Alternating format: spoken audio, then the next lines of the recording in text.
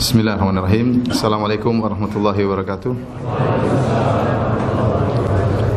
Innal hamdalillah nahmaduhu wa nasta'inuhu wa nastaghfiruhu wa natubu ilaihi wa na'udzu billahi min syururi anfusina wa min sayyiati a'malina. May yahdihillahu fala mudilla lahu wa may yudlil fala hadiyalah.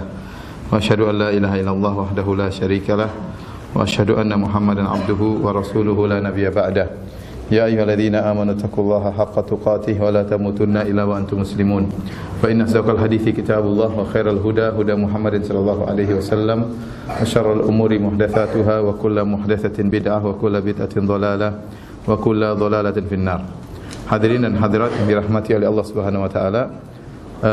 Alhamdulillah pada malam hari ini kita masih diberi kesempatan oleh Allah untuk berkumpul kembali dalam rangka membahas perkara yang sangat urgen dalam kehidupan kita, yaitu mentauhidkan Allah Subhanahu wa taala. Itulah tujuan kita diciptakan di alam semesta ini. Alhamdulillah pada pertemuan lalu kita sudah masuk di muqaddimah dan kita sudah masuk juga di bab pertama dan kita sudah menyinggung ayat yang pertama, yaitu wa ma khalaqatul jinna wal insa illa liya'budun. Kita lanjutkan pembahasan kita masuk pada ayat yang kedua dari bab pertama, ya. Firman Allah Subhanahu wa taala dalam surat An-Nahl ayat 36, "Wa laqad ba'atsna fi kulli ummatin rasulan an i'budullaha wajtanibut taghut." Yang artinya sungguh kami telah mengutus pada setiap umat seorang rasul yang menyeru u'budullaha wajtanibut taghut. Sembahlah Allah saja dan jauhilah taghut, ya.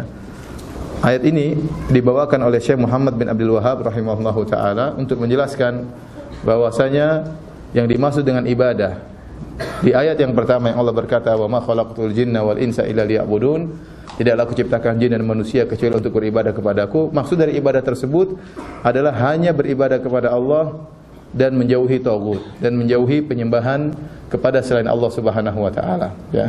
Karena ada orang beribadah kepada Allah namun juga beribadah kepada selain Allah Subhanahu wa taala. Contohnya orang-orang Nasara.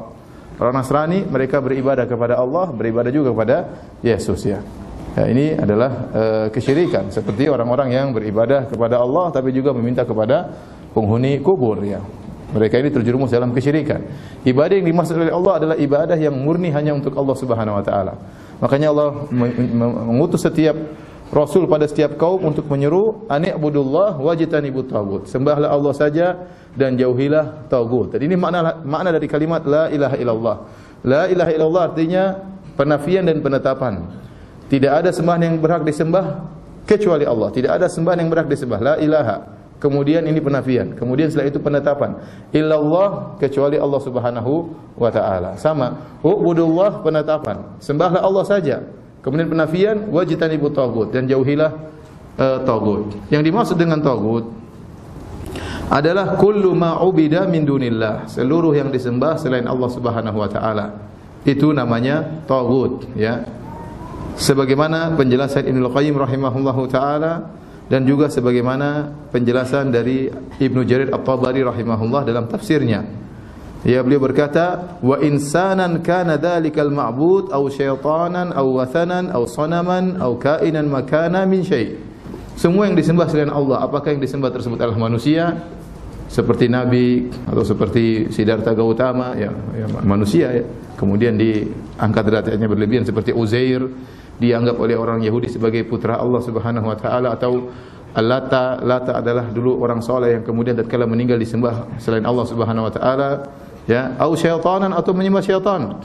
Seperti para dukun-dukun yang kemudian minta pertolongan syaitan agar bisa mempraktekkan sihir mereka, akhirnya mereka melakukan penyembahan terhadap syaitan tersebut, entah dengan menyembelih kepada syaitan tersebut atau memberi sajen kepada syaitan tersebut.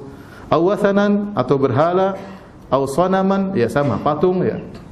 Au kainan man kana min syai', atau apapun, seluruh yang disembah kepada selain Allah itu namanya adalah apa? Taghut, ya. Tetapi kata para ulama, taghut itu ada syaratnya, wa huwa radin, dia ridha untuk disembah. Karena ada sesembahan-sembahan yang disembah selain Allah namun dia bukan taghut. Contohnya para nabi yang disembah. Nabi Isa disembah atau tidak? Disembah. Uzair orang soleh di kalangan orang Yahudi, dia disembah juga. Tapi dia tidak ridha dengan itu semua. Dia tidak ridha dengan itu semua. Nabi Muhammad SAW disembah atau tidak? Disembah. Saya pernah lihat sendiri. Orang-orang sujud di hadapan mengarah ke kuburan Nabi SAW, ya. Mereka ini ditogutkan oleh para penyembahnya, namun hakikatnya mereka bukan apa? Bukan togut, karena mereka tidak ridho dengan penyembahan yang dilakukan kepada mereka. Ada orang-orang yang memang ridho untuk disembah. Ada orang-orang yang sengaja, ya, yang senang tatkala dia diagung-agungkan, senang tatkala orang memperebutkan keberkahannya. Dia sengaja dia membuat cerita-cerita sehingga orang tunduk kepada dia. Ya, orang-orang seperti ini adalah togut. Tapi kalau para nabi yang disembah, mereka bukan tagut karena mereka tidak ridho dengan ini semua. Ayat ini banyak faedah yang bisa kita ambil. Di antaranya bahwasanya tujuan utama setiap nabi diutus adalah untuk menyeru kepada tauhid. Ingat firman Allah, "Wa laqad ba'atsna", sungguh kami telah mengutus fi kulli ummatin, setiap umat rasulan, seorang rasul yang mereka menyeru anibudullaha wajtanibut tagut, sembahlah Allah dan jauhilah tagut. Ini pernyataan setiap rasul, ya. Mereka semuanya menyeru kepada tauhid. Rasul manapun, dari Nabi Adam, kemudian Nabi Nuh alaihissalam sampai Nabi Muhammad sallallahu alaihi wasallam, ya. Ini adalah tugas utama para rasul. Dari sini kita ketahui kesalahan sebagian orang yang menjadikan puncak dakwah para nabi adalah perebutan kekuasaan. Saya ingatkan, ya, khilafah Islamiyah, ya, adalah cita-cita kita semua. Kita rindu ingin punya khilafah Islamiyah, ya. Tetapi ingat, bukan berarti kalau khilafah tidak tegak kemudian berarti kita gagal, ya, atau kita akhirnya meninggal dalam kesesatan. Tidak. Seorang meninggal misalnya khilafah Islamiyah tidak berdiri, ya, bukan berarti dia gagal. Tapi kalau seorang sudah bertauhid, apakah khilafah Islamiyah sudah tegak atau belum tegak, maka dia telah benar dalam menjalankan tujuan kehidupan dia. Ya, oleh karenanya banyak para nabi yang tidak bisa mendirikan khilafah Islamiyah. Saya contohkan seperti contoh Nabi Isa alaihissalam tidak bisa menegakkan khilafah Islamiyah. Dia menyeru kepada tauhid. Oleh karenanya orang Yahudi dahulu benci kepada Nabi Isa alaihissalam. Mereka berharap nabi yang diutus kepada mereka adalah nabi yang kuat seperti Nabi Daud yang bisa memiliki kerajaan, yang bisa menggulingkan kezaliman orang-orang Romawi. Ternyata yang diutus oleh Nabi Isa alaihissalam yang menyuruh kepada tauhid, memperbaiki akhlak, dan mereka benci kepada Nabi Isa alaihissalam. Nabi Isa tidak bisa menegakkan khilafah Islamiyah. Contohnya seperti Nabi Ibrahim alaihissalam, Abul Anbiya, bapaknya para nabi. Nabi Ibrahim alaihissalam diutus kepada Raja Namrud. Tidak bisa menggulingkan siapa? Namrud. Hendak dibakar oleh kaumnya, kemudian dia pergi, diusir oleh kaumnya, ya. Dan dia tidak bisa mendirikan khilafah sama sekali. Demikian juga Nabi Ismail alaihissalam, ya. Nabi Musa alaihissalam akhirnya, ya, bertahun-tahun hidup bersama Firaun, tidak bisa. Dia datang kepada Firaun, dia tidak mengatakan, "Firaun, saya mau jadi raja, kau turun gantian ya Firaun." Tidak. Tapi dia mengatakan, "Wahai Firaun, bertakwalah kepada Allah, kau bukan Tuhan." Dia menyuruh Firaun kepada apa? Kepada tauhid. Akhirnya Allah Subhanahu wa taala tatkala Firaun ingin membunuh Musa dan pengikutnya, Allah menyuruh Nabi Firaun, menyuruh Nabi Musa untuk pergi lari membawa umatnya atau kaumnya, ya. Dan banyak nabi-nabi seperti ini. Bahkan sebagian nabi dibunuh oleh orang-orang, oleh pengikutnya, sebagaimana orang Yahudi, kata Allah, "Wa qatlahumul anbiya." Hobi dari orang Yahudi adalah membunuh nabi-nabi mereka. Contohnya Ashabul Kahfi, orang-orang soleh pun demikian. Ashabul Kahfi, siapa mereka? Mereka adalah orang-orang soleh yang ingin menegakkan tauhid, namun mereka tidak mampu. Akhirnya mereka hendak dibunuh, mereka pergi ke dalam goa, kemudian tidur bersembunyi. Akhirnya Allah membuat mereka tidur selama 309 tahun. Maksud saya, kita semua rindu kepada khilafah Islamiyah. Tapi jangan sampai seorang berbicara tentang khilafah, akhirnya tujuan utama kita hidup di atas muka bumi digadaikan, tidak diperdulikan. Bicara tentang khilafah tidak pernah berbicara tentang masalah tauhid. Ini salah, ya. Seorang berbicara tentang tauhid, kalau dia tauhid sudah kemudian berkembang, kemudian akhirnya Allah anugerahkan kepada kita khilafah, maka ini yang kita harapkan. Tapi seandainya khilafah tidak Allah anugerahkan kepada kita, tetap kita berbicara tentang masalah tauhid. Maka jangan sampai kita menjadikan tujuan utama adalah berbicara tentang masalah khilafah, sementara tauhid kita tinggalkan. Sementara orang bergelimang dengan kesyirikan tidak pernah kita tegur sama sekali. Bahkan sebagian orang mengatakan berbicara tentang tauhid menghalangi berdirinya khilafah. Ini berbahaya seperti ini. Berbicara tentang tauhid menghalangi berdirinya apa? Khilafah, ya.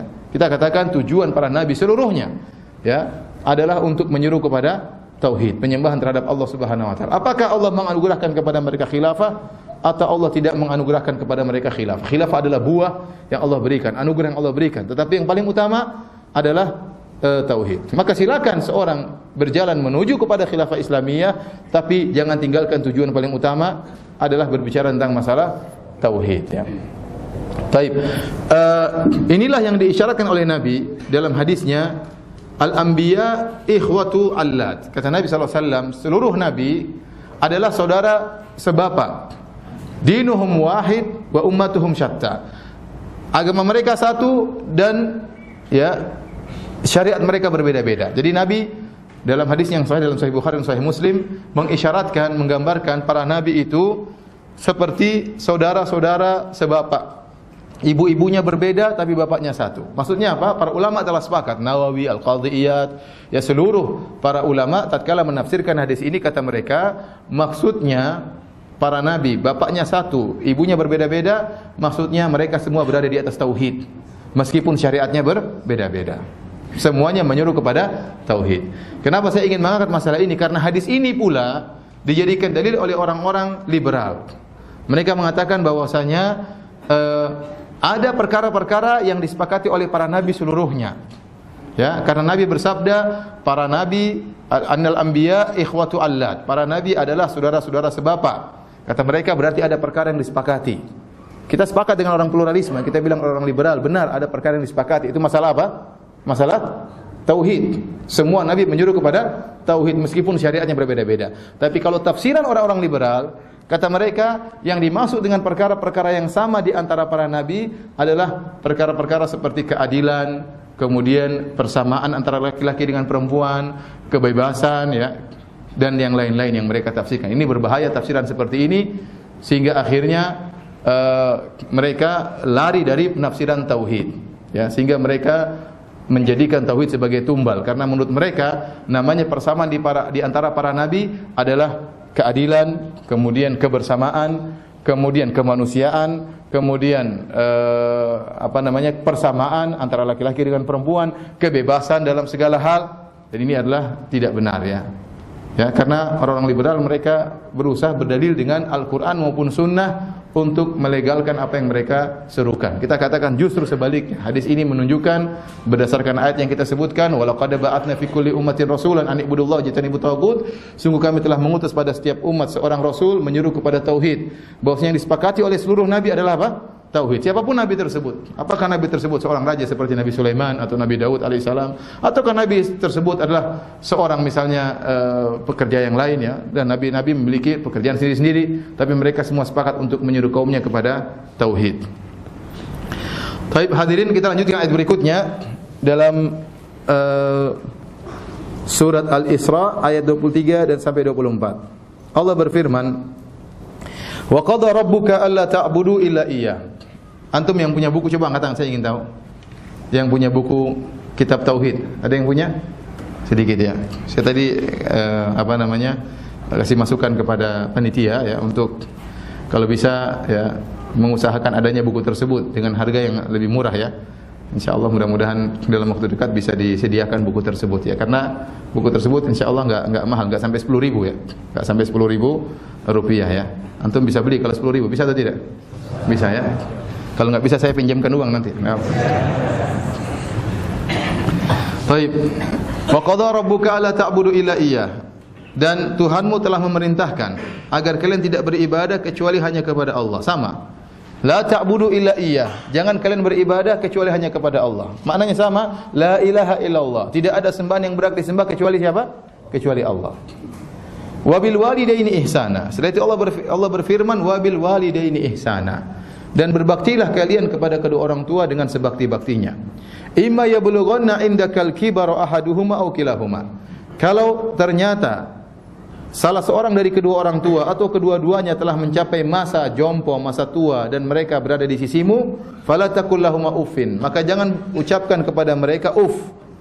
Ah, cih. Wala tanharhuma, jangan bentak mereka berdua. Wa qul lahumā qawlan karīmā. Namun ucapkanlah kepada mereka berdua perkataan yang mulia. Wakhfid lahumā janāha adh-dhulli minar rahmah. Rendahkanlah dirimu dengan penuh kasih sayang kepada mereka berdua. Wa qur rabbirhamhumā kamā rabbayānī shaghīrā. Dan berdoalah ya Rabbku, rahmatilah mereka berdua sebagaimana mereka berdua telah merawatku tatkala aku masih kecil. Hadirin yang rahmatillah subhanahu wa ta'ala, ini dalil yang ketiga yang dibawakan oleh Syekh Muhammad bin Abdul Wahhab tentang makna daripada ibadah. Ibadah yang dimaksud adalah hanya beribadah kepada Allah dan tidak beribadah kepada selain Allah Subhanahu wa taala. Wa qadara rabbuka alla ta'budu illa iyyah. Janganlah kalian beribadah kecuali hanya kepada Allah. Setelah itu Allah melanjutkan tentang bahasan masalah berbakti kepada kedua orang tua. Kata Allah, wabil walidaini ihsana, dan berbaktilah kepada kedua orang tua kalian. Ayat ini wabil walidaini ihsana, kalau seorang mengerti bahasa Arab, dia akan tahu ya bahwasanya i'rab daripada ihsanan adalah maf'ul mutlak ya. Mohon maaf yang tidak tahu bahasa Arab, diam-diam aja ya, jangan komentar ya. Wabil walidaini ihsana. Ihsana itu bagi yang mengerti bahasa Arab, ihsanan apa i'rabnya? I'rabnya adalah maf'ul mutlak. Maf'ul mutlak dari fi'il muqaddar, takdirnya wabil walidaini wa ahsinu bil walidaini ihsana. Berbuat baiklah kalian kepada kedua orang tua kalian. Jadi terjemahan wabil walidaini ihsana artinya berbaktilah dengan sungguh-sungguh kepada kedua orang tua. Karena maf'ul mutlak ihsana di sini didatangkan untuk takkid, untuk penekanan. Allah tidak berkata berbaktilah kepada kedua orang tua, tidak, tapi Allah berkata berbaktilah kepada kedua orang tua dengan sungguh-sungguh bakti. Dengan sebakti-baktinya, penekanan dari Allah Subhanahu wa taala. Setelah itu Allah Subhanahu wa taala ya, dan dalam ayat ini Allah menggandengkan antara hak kedua orang tua dengan tauhid. Allah mengatakan wa qadara rabbuka alla ta'budu illa iyyah. Allah perintahkan kalian untuk bertauhid, kemudian berbaktilah kepada kedua orang tua. Ini menunjukkan hak orang tua sangatlah agung. Kenapa? Karena Allah gandengkan hak orang tua untuk kita berbakti kepada mereka berdua, digandengkan dengan perintah untuk bertauhid. Dan ini banyak dalam Al-Quran. Allah menggandengkan antara hak Allah dengan hak kedua orang tua. Dan perintah berbakti kepada kedua orang tua bukan hanya berlaku pada di zaman umat Muhammad sallallahu alaihi wasallam, tapi berlaku kepada nabi-nabi sebelumnya juga. Oleh karena Allah berfirman contohnya dalam surat Al-Baqarah ayat 83, kata Allah, wa id akhadna mitsaqa bani Israila la ta'buduna illa Allah wa bil walidaini ihsana. Tatkala kami mengambil perjanjian dari Bani Israel, la ta'buduna illa Allah, janganlah kalian beribadah kecuali hanya kepada Allah, wa bil walidaini ihsana, berbaktilah kepada kedua orang tua kalian. Ternyata orang-orang Bani Israel juga, orang-orang Yahudi juga, mereka diperintahkan untuk berbakti kepada kedua orang tua. Dan Allah gandengkan pula tauhid dengan berbakti kepada kedua orang tua. Oleh karenanya Nabi Isa alaihissalam, waktu dia pertama kali bisa berbicara, didengar oleh umatnya. Di antara pembicaraan beliau berkata, wa awsani bis salati waz zakati ma dumtu hayya wa barram bi walidati. Allah telah wasiatkan kepadaku untuk salat dan untuk membayar zakat selama aku masih hidup. Wa barram bi walidati, dan Allah telah memerintahkan aku untuk berbakti kepada ibuku. Nabi Isa waktu pertama berbicara sudah berbicara tentang berbakti kepada ibunya. Allah juga berfirman, anishkurli wali walidayka ilayyal masir. Bersyukurlah kepadaku dan bersyukurlah kepada kedua orang tuamu. Ingatlah kepadakulah kalian akan kembali. Allah ingatkan, bersyukur bukan hanya kepada Allah, bersyukur juga kepada kedua orang tua. Allah gandengkan perintah syukur kepada Allah dengan perintah syukur kepada kedua orang tua. Makanya berbakti kepada orang tua ini perkara yang sangat ditekankan dalam syariat. Bahkan para ulama mengatakan meskipun kedua orang tua kafir, meskipun kedua orang tua kafir, sampai ada pembahasan ya, disebut oleh terutama ulama Malikiyah dalam buku-buku fikih Malikiyah, sampai ada pembahasan bagaimana jika orang tua kita Nasrani, kemudian dia menyuruh kita untuk mengantarnya ke gereja karena ingin beribadah hari Minggu. Apa kita taat kepada orang tua mengantar ke gereja atau tidak? Ada khilaf di kalangan para ulama sampai masalah ini. Sampai sebagian ulama Malikiyah mengatakan iya, antar dia ke gereja karena pergi ke gereja adalah baik menurut agama dia. Sampai ada pendapat seperti itu karena penekanan tentang berbakti kepada kedua orang tua. Pendapat yang benar tidak boleh.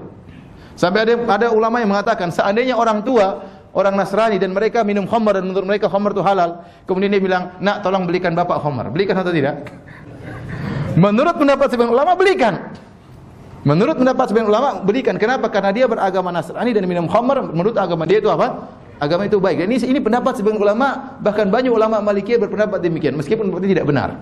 Tapi saya ingin menyampaikan bagaimana pembahasan bakti kepada orang tua bukan cuma orang tua dalam kondisi muslim, bahkan orang tua dalam kondisi kafir kita pun harus berbakti kepada dia. Ya, oleh karena sebab Allah mengatakan kalau orang tua memerintahkan kita kepada perkara yang itu adalah kemungkaran dalam agama kita Islam dan dalam agama mereka, maka sepakat tidak boleh kita jalankan. Tetapi kalau dia memerintahkan kepada kita suatu perkara yang menurut agama kita mungkar, tapi menurut agama mereka baik, maka sebagian ulama mengatakan boleh melakukan hal tersebut. Seperti saya katakan tadi, dia menyuruh kita untuk beli khamar. Menurut agama mereka baik, nggak jadi masalah. Apalagi kita antar beli khamar, beli atau tidak? Janganlah. Kalau bapak teler bahaya. Tapi maksud saya ingin sampaikan ada sebagian ulama yang apa yang menyuruh wajib untuk taat, meskipun ini pendapat yang tidak benar. Tetapi kenapa? Karena begitu mereka terikat dengan ayat-ayat yang menyuruh kita untuk berbakti kepada kedua orang tua meskipun orang tua kita kafir. Apalagi kalau orang tua kita muslim, apalagi kalau orang tua kita salat, apalagi kalau orang tua kita ya taat kepada Allah Subhanahu wa taala. Sedangkan mereka kafir, mereka zalim. Ya, itu tetap harus kita berbuat baik kepadanya, apalagi kalau mereka taat. Sering saya ditanya oleh orang orang tua saya meninggalkan saya waktu saya masih kecil, kemudian dia kawin lagi ustaz. Sekarang bagaimana? Saya berbakti pada dia. Dia berbakti, tetap berbakti. Ustaz, ibu saya tinggalkan saya waktu saya masih kecil, kemudian kawin lagi laki-laki yang lain, saya dirawat oleh nenek saya. Apakah saya berbakti kepada orang tua? Iya, tetap berbakti. Dia zalim, ya dia zalim. Dia zalim, tapi kezaliman dia antara dengan Allah Subhanahu wa taala. Tapi Anda sebagai putranya, Anda sebagai anaknya, Anda harus berbakti kepada dia. Anda pernah nongkrong dalam perutnya selama 9 bulan. Ya, itu tidak bisa dibalas ya. Dia pernah ya bertarung dengan kematian tatkala melahirkan kamu. Ya. Meskipun dia setelah itu istilahnya berbuat buruk kepada engkau, tetap kau harus berbakti kepadanya. Orang ayahmu meskipun dia jahat ya, bagaimanapun engkau adalah hasil dari air maninya. Bagaimanapun kau tidak bisa membalas budinya. Maka saya katakan, kalau orang tua dalam kondisi musyrik, ya Allah mengatakan ya, wa in jahadaka ala an tusyrika bi ma laysa laka bihi ilm fala tuti'huma. Jika kedua orang tuamu yang musyrik memaksamu untuk berbuat syirik, maka jangan taat kepada keduanya. Wa sahibuhuma fid dunya ma'rufa, tapi tetaplah bergaul dengan mereka dengan pergaulan yang baik. Jadi ini Allah gambarkan dalam surat Luqman, ada dua orang tua yang musyrik yang kejam maksa kita untuk syirik seperti mereka. Apa kita kemudian maki-maki mereka? Kita bentak-bentak mereka? Tidak boleh. Anda jangan turut, kalau dia suruh syirik jangan ikut. Tapi tetap kata Allah, wa sahibuhuma fid dunya ma'rufa. Ya, maka pergaulilah mereka dengan baik di dunia ini. Tetap berakhlak mulia, tetap berbakti kepada kedua orang tua. Kemudian juga terlalu banyak dalil yang menunjukkan tentang kewajiban berbakti kepada kedua orang tua. Contohnya Rasulullah SAW bersabda, ridha Rabb fi ridhal walid. Ya, keridhaan Allah berada pada keridhaan ayah dan ibu. Wa sakhatur Rabbi fi sakhatil walid. Dan kemurkaan Allah berada pada kemurkaan kedua orang tua. Kalau Anda ingin diridhai oleh Allah, cari ridha orang tua. Anda ingin diridhai oleh Allah, cari ridha ayah dan cari ridha ibu. Kalau ibu senang melihat Anda, ayah senang melihat Anda, berarti Anda diridhai oleh Allah Subhanahu wa taala. Tapi kalau ibu murka sama Anda, ayah murka sama Anda, berarti Anda dimurkai oleh Allah Subhanahu wa taala. Ada seorang datang kepada Nabi sallallahu alaihi wasallam, kemudian minta izin untuk berjihad. Rasulullah SAW tidak kasih izin. Datang lagi, ya Rasulullah, saya ingin berjihad. Ya, Rasulullah SAW tidak kasih izin. Datang lagi kepada Nabi, bersikeras untuk minta jihad. Kata Rasulullah SAW, apakah ibu masih hidup? Kata dia, masih hidup ya Rasulullah. Kata Rasulullah SAW, ilzam rijlaha fathammal jannatu. Ya, lazimilah kaki ibumu karena disitulah surgamu. Karena disitulah apa? Surgamu. Sampai sebagian ulama mengatakan, barang siapa yang meninggal, ibunya tidak ridho kepada dia, tidak bakalan masuk surga. Ya, kenapa? Karena Allah menjadikan, Rasulullah SAW menjadikan surga seorang anak berada pada kaki ibunya. Maka seorang berusaha mencari keridhaan ibunya dengan keridhaan sebanyak-banyaknya, keridhaan sebesar-besarnya dari ibunya. Semakin ibunya sayang kepada dia, semakin ridho kepada dia, semakin bangga dengan dia, maka dia akan semakin disayang oleh Allah Subhanahu wa taala, semakin diridhoi oleh Allah Subhanahu wa taala. Dan ini dalil ilzam rijlah. Rasulullah SAW mengatakan, lazimilah kaki ibumu. Ini menunjukkan seorang harus tunduk di hadapan ibunya. Tunduk di hadapan ibunya, rendahkan dirinya, jangan sombong, jangan angkuh, ya, jangan angkuh. Ya. Hendaknya dia ridha ya, dan melazimi bahkan kaki ibunya agar dia mendapatkan keridhaan Allah Subhanahu wa taala. Taib, kemudian Allah berfirman, imma yablughanna indakal kibar. Kalau orang tuamu sudah mencapai masa tua di sisimu. Ini kata para ulama isyarat kita berusaha agar orang tua kita hidup bersama kita, terutama di waktu mereka sudah jompo ya. Kecuali orang tua tidak mau tinggal sama kita. Seorang berusaha kalau bisa ayahnya atau ibunya di masa tua tinggal bersama dia. Jangan dia malah berlepas diri. Udah, kamu aja yang rawat ibu, kamu aja yang rawat ayah. Tidak, berusaha kita yang rawat. Kita ajak ke rumah. Ibu tinggal sama saya, ibu tinggal sama, bapak tinggal sama saya ya. Bapak tinggal sama saya. Kita ajak. Kalau tidak mau itu urusan dia. Mungkin dia ingin tinggal di rumah lamanya, mungkin dia ingin tinggal di rumah kakak kita karena ingin dekat dengan cucu-cucunya dari anak-anak kakak kita atau yang lainnya. Tapi kita berusaha orang tua kita tinggal di rumah kita. Ya akhi, kalau ente bawa ibu ente tinggal di rumah, ente bawa pintu surga di rumah ya. Ente bawa pintu surga di rumah. Sudah, ini tinggal ente masuk setiap hari, pahala mengalir terus. Ibu aja ada di rumah kita saja pahala mengalir tanpa hentinya. Ya, apalagi kita berbakti kepada ibu kita terutama di masa tua. Karena sebagian orang berusaha berlepas diri, ya, tidak ingin tinggal sama ibunya. Kadang-kadang karena nurut kepada istrinya ya. Ya, istrinya bilang jangan tinggal sama mama, saya nggak mau tinggal sama mama. Ya udah, mama diusir aja. Ya udah mama tolong pindah sana Maya. Kenapa? Istri saya nggak boleh. Ya kasihnya akhi, durhaka kepada orang tua. Ya. Nah, kita berusaha orang tua kita tinggal sama istri kita suruh mengerti, suruh sabar ya. Memang orang tua kalau sudah tua cerewet, kadang-kadang seperti anak-anak, sempat tersinggung dan macam-macam. Itu sifat orang tua. Ente juga nanti kalau sudah tua seperti itu ya. Ya, makanya ente tetap bersabar dengan orang tua. Istri yang suruh pengertian. Istri kita lebih muda. Kalau istri nggak ngerti-ngerti, ente belikan mobil biar dia ngerti. Ya dia. Nggak ngerti-ngerti belikan emas. Ya, bagaimana? Yang penting ibu bisa tinggal di mana? Di rumah. Ya, akhirnya bilang pintu surga ente bawa ke rumah. Pahalanya luar biasa. Ya. Namun kebanyakan orang atau sebagian orang malah ingin berlepas diri, tidak mau orang tuanya tinggal di rumahnya dengan berbagai macam alasan yang tidak bisa dijadikan dalil di hadapan Allah Subhanahu wa taala. Kata Allah, "Indakal kibar", tatkala di masa jompo. Kenapa Allah menyebutkan masa tua? Karena di masa-masa itulah seorang orang tua benar-benar butuh dengan perhatian kita. Kalau dia masih muda, dia masih punya teman, dia masih bisa jalan sana sini, dia masih bisa cari uang sendiri. Orang tua terkadang sudah tua masih kasih pemberian kepada kita, dan banyak orang tua seperti itu. Dia punya apa-apa dia berikan kepada anaknya, padahal anaknya sudah besar-besar, dia tetap kasih sama anaknya. Karena uangnya buat apa? Uangnya buat anak-anaknya. Nah, tatkala orang tua sudah mencapai masa jompo, tidak bisa apa-apa, penghasilan sudah enggak ada, mungkin mulai pikun, mulai suka marah-marah, mulai cerewet, itulah saatnya dia butuh dengan perhatian kita. Indakal kibar, kata Allah Subhanahu wa taala, tatkala mencapai masa tua. Ini saat-saatnya kita meraih pahala sebesar-besarnya tatkala orang tua sudah mencapai masa tua. Mungkin dia tidak bisa ke toilet, kita yang harus antar. Mungkin dia tidak bisa cebok lagi, kita yang harus mencebok orang tua kita. Ini saat-saatnya kita mencari surga. Ya ikhwan, kita tidak tahu dari pintu mana Allah mudahkan kita untuk masuk surga. Tapi di antara pintu yang paling mudah seorang masuk surga adalah pintu berbakti kepada kedua orang tua ya. Terutama mereka sudah mencapai masa jompo. Maka jadikanlah mereka bahagia. Kalau lihat kita, mereka bahagia, senang, rindu dengan kita. Jangan lupa untuk telepon, tiap hari telepon orang tua. Telepon ya, orang tua kangen pengen dengar suara anaknya. Orang tua ingin tahu tentang kabar-kabar anaknya. Kita bawa, kalau orang tua toh tidak tinggal bersama kita, bawa anak-anak kita agar orang tua lihat cucu-cucu kita, senang dengan cucu-cucunya ya. Maka insyaallah pahala terus mengalir kepada kita. Kata Allah Subhanahu wa taala, fala taqul lahuma uffin, maka jangan ucapkanlah uff itu jangan ucapkan kepada kedua orang tua. Para ahli tafsir mengatakan kata yang menunjukkan kejengkelan yang paling ringan dalam bahasa Arab itu uff. Tidak ada kata yang menunjukkan jengkel yang lebih ringan daripada itu. Kalau seandainya ada suatu kalimat atau kata yang mengungkapkan kejengkelan lebih ringan daripada uff, akan Allah sebutkan. Tapi kata yang paling menunjukkan jengkel yaitu itu. Yang lebih parah itu banyak, brengsek lah, bangsat lah. Tapi kalau itu yang paling ringan. Itu pun tidak boleh Anda ucapkan kepada kedua orang tua. Oleh karenanya para ulama tatkala berbicara tentang definisi dari durhaka, apa itu durhaka? Durhaka itu menunjukkan kejengkelan kepada kedua orang tua.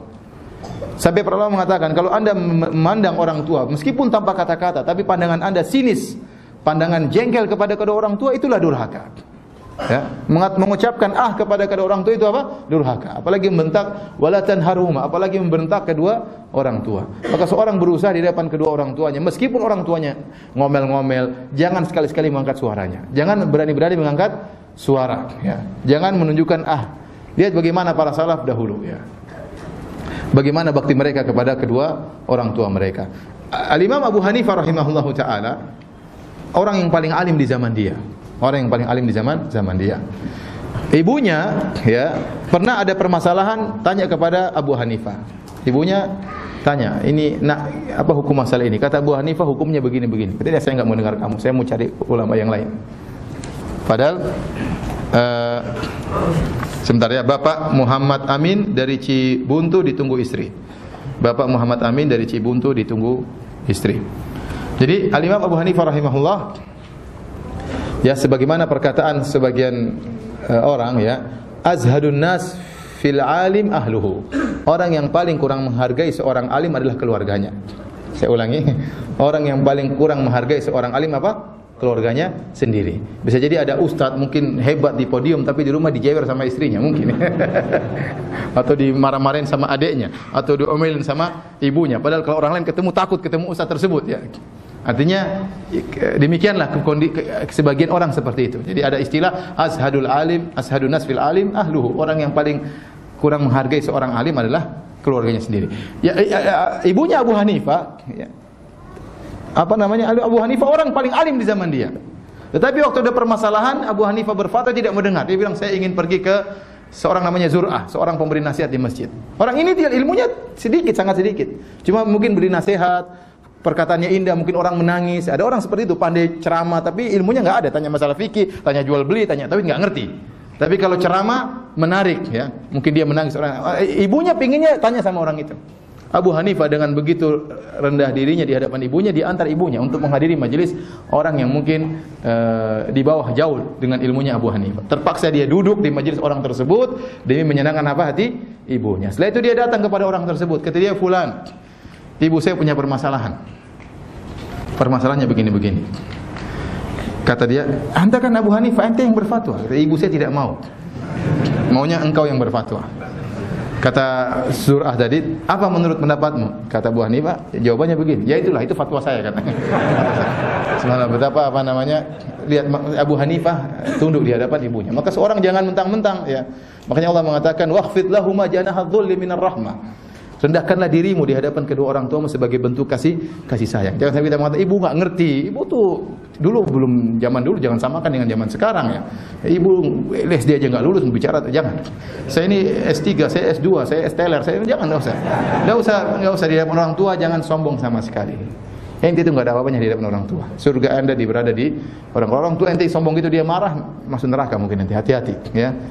Ada seorang namanya Mansur bin Mu'tamir. Mansur bin Mu'tamir rahimahullahu taala suatu saat sedang duduk dengan temannya, tiba-tiba ibunya keluar. Wa kanat faddatan alaihi, dan dia adalah orang yang keras terhadap anaknya. Ibunya ini kasar sama Mansur bin Mu'tamir, seorang alim, ulama besar. Maka dia berteriak, ibunya berteriak. Tasih dia berteriak, "Ya Mansur, yuriduka Ibnu Hubairah 'alal qadha fata'ba." Dia mengatakan, "Wahai Mansur, Ibnu Hubairah ingin kau menjadi hakim, kau tidak mau." Maka Mansur hanya tertunduk, tidak berani mengangkat pandangannya sama sekali. Ya. Kenapa? Karena dia tunduk kepada ibunya. Dia tidak mengatakan, "Ibu, masalah jadi hakim itu susah, Bu. Nanti masuk neraka, Bu." Ngerti? Dia enggak bilang kok. Dia diam-diam aja. Pokoknya dia enggak bilang, "Ibu enggak ngerti masalah ini, Bu." Enggak. Dengan penuh tawadhu'nya di hadapan ibu, tidak membantah sama sekali, tidak satu kalimat dia ucapkan, bahkan tidak berani melihat siapa? Ibunya. Ada seorang ahli hadis, dia sedang mengajar hadis di hadapan murid-muridnya. Tiba-tiba ibunya keluar, "Wahai fulan, wahai anakku, itu kasih makan ayam." Dia berhenti, dia kasih makan ayam. Bayangkan majelisnya dia tinggal untuk beri makan apa? Ayam. Karena yang suruh siapa? Ibunya. Mereka para salah. Siapa? Muhammad ibn Munkadir. Muhammad ibn Munkadir mengatakan, "Bitu agmizu rijla ummi wa bata akhi Umar yusalli. Fama sarrani an takuna lailati bilailatihi." Kata dia, saya semalam memijit kaki ibuku, sementara saudaraku Umar salat malam.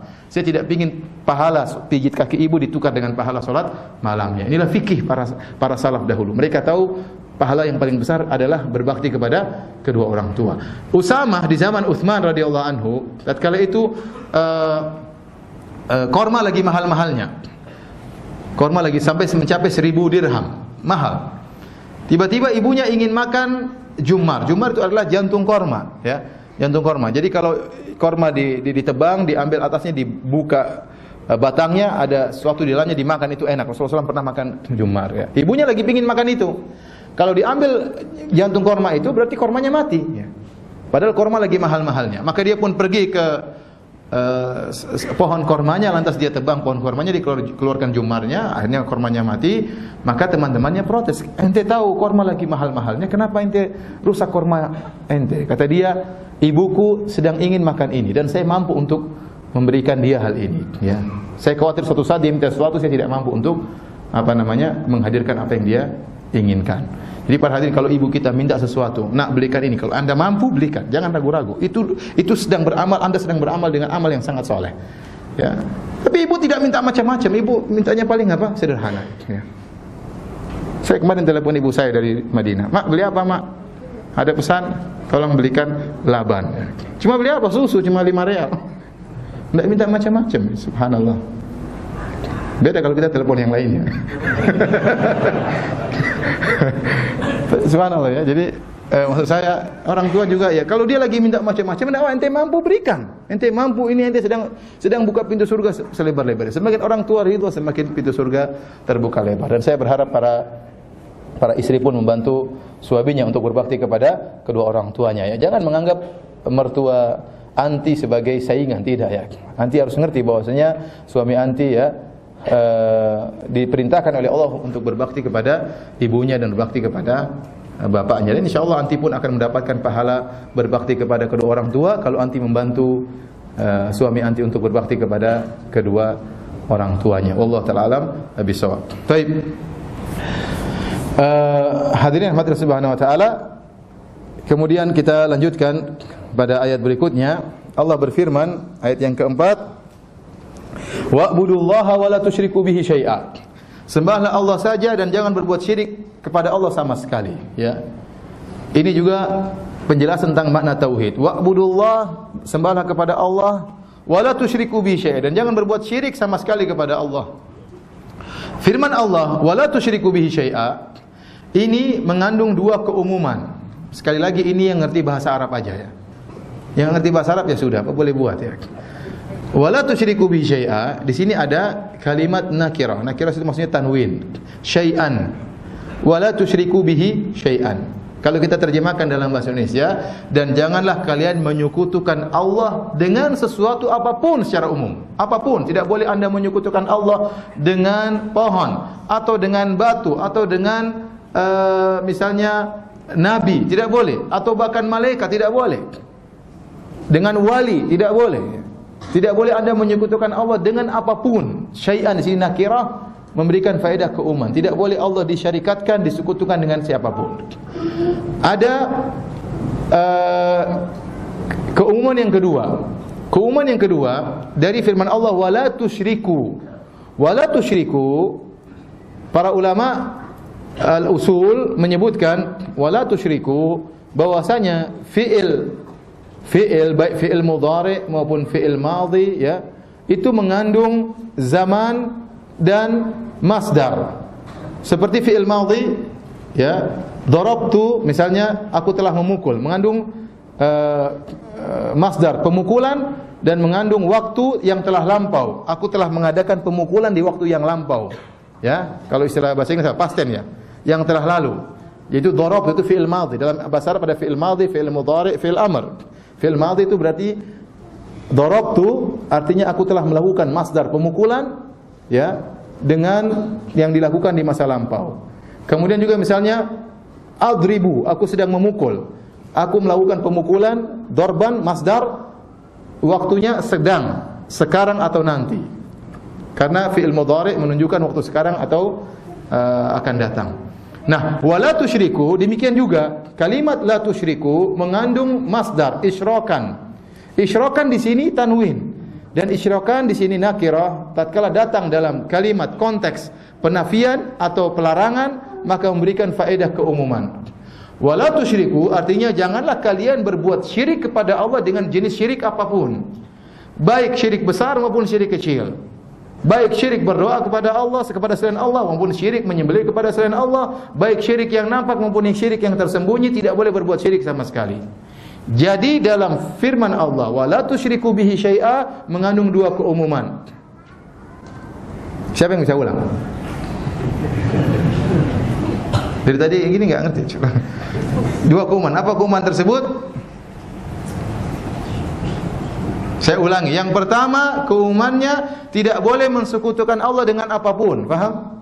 Apakah dengan manusia, dengan nabi, dengan wali, dengan jin, dengan batu, dengan pohon, tidak boleh sama sekali. Keumuman yang kedua, tidak boleh berbuat kesyirikan kepada Allah dengan jenis syirik apapun. Syirik besar, syirik kecil, syirik nampak, syirik tersembunyi, paham?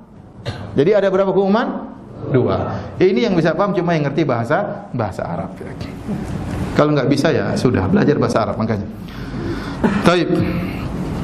Jadi Allah Subhanahu wa taala mengatakan wala tusyriku bihi syai', jangan berbuat syirik sama sekali. Kita lanjutkan ayat berikutnya, dalil kelima yang disebut oleh Syekh Muhammad bin Wahab rahimahullahu taala. Perhatikan di sini kata Allah, "Qul ta'alu atlu ma harrama rabbukum 'alaikum." Katakanlah wahai Muhammad, kemarilah kalian. Atlu ma harrama rabbukum 'alaikum. Aku akan bacakan kepada kalian apa yang Rabb kalian harapkan kepada kalian. Jadi Allah menyuruh Nabi Muhammad untuk untuk menyampaikan perkara-perkara yang haram. Qul ta'alu, kemarilah sini wahai orang musyrikin. Atlu ma harrama rabbukum 'alaikum. Aku akan bacakan kepada kalian apa yang Allah haramkan kepada kalian. Maka Nabi mulai menyebutkan perkara-perkara yang haram. Yang pertama kali Nabi sebutkan adalah alla tusyriku bihi syai'a. Jangan berbuat syirik sama sekali. Keharaman kedua yang Rasulullah SAW sebutkan, wala taqtulu auladakum min imlaq. Janganlah kalian membunuh anak-anak kalian karena takut miskin. Nahnu narzuqukum wa iyyahum. Karena kami yang berikan rezeki kepada kalian juga anak-anak kalian. Urusan harta rezeki anak-anak kalian bukan urusan kalian, urusan Allah Subhanahu wa taala. Wala taqrabul fawahisha ma dhahara minha wa batan. Janganlah kalian mendekati perbuatan-perbuatan yang keji, baik yang nampak maupun tersembunyi. Jangan berzina dan yang sejenisnya. Wala taqtulun nafsal lati harramallahu illa bil haqq. Jangan kalian membunuh jiwa yang diharamkan oleh Allah untuk dibunuh. Di sini perkara-perkara yang haram yang Allah perintahkan dan seterusnya. Wala taqrabu malal yatimi illa billati hi ahsan. Jangan kalian mendekati harta anak yatim kecuali dengan kalian mengolahnya dengan yang terbaik. Ada perkara-perkara yang haram yang Allah menyuruh Nabi untuk bacakan. Yang pertama, jangan berbuat syirik. Yang kedua, jangan bunuh anak-anak kalian. Yang ketiga, jangan berzina. Yang keempat, jangan membunuh jiwa yang diharamkan untuk dibunuh. Yang kelima, jangan mengolah harta anak yatim kecuali dengan cara yang terbaik. Semua ini haram. Mengolah harta anak yatim dengan cara yang buruk juga hukumnya haram.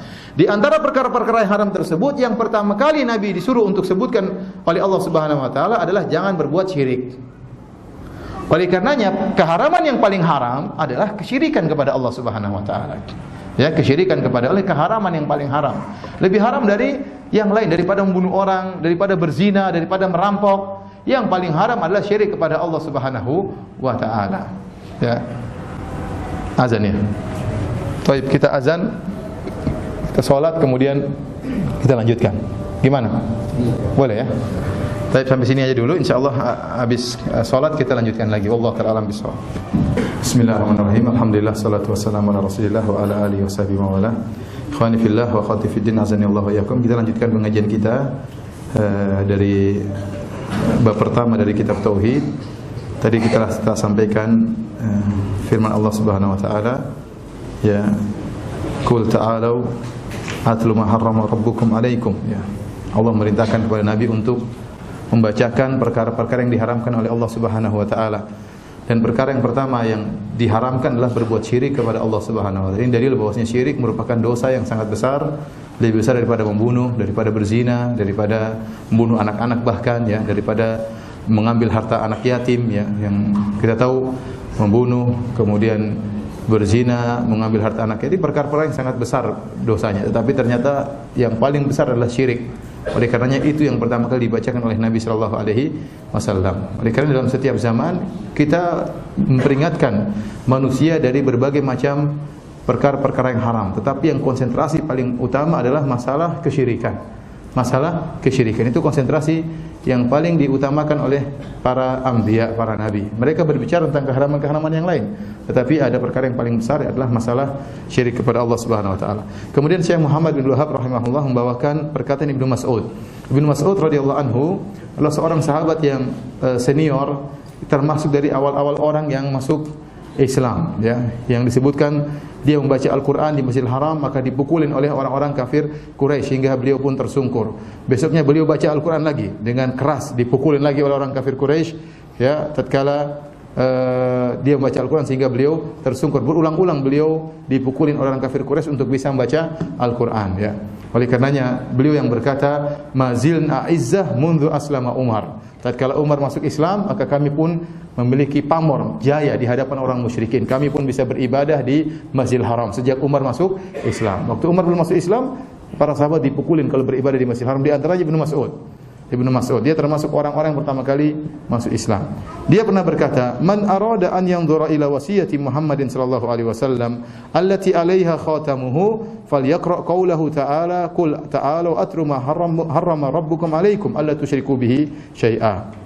Kata Ibnu Mas'ud, barang siapa yang ingin melihat kepada wasiat Muhammad sallallahu alaihi wasallam yang Nabi memberi stempel pada wasiat tersebut, alaihi allati alaihi khatamuhu, bukan wasiat yang ada pada cincinnya. Sebagian buku saya ingin tahu terjemahnya seperti apa? Coba lihat terjemahnya apa? Cincin stempel di atas cincin stempel. Sebagian buku ditulis siapa yang ingin melihat wasiat di cincin stempel Nabi, itu terjemahan yang keliru. Maksudnya ingin melihat wasiat Nabi yang distempelin oleh, nah kita tulis wasiat ada stempelnya enggak supaya resmi kan? Maksudnya demikian.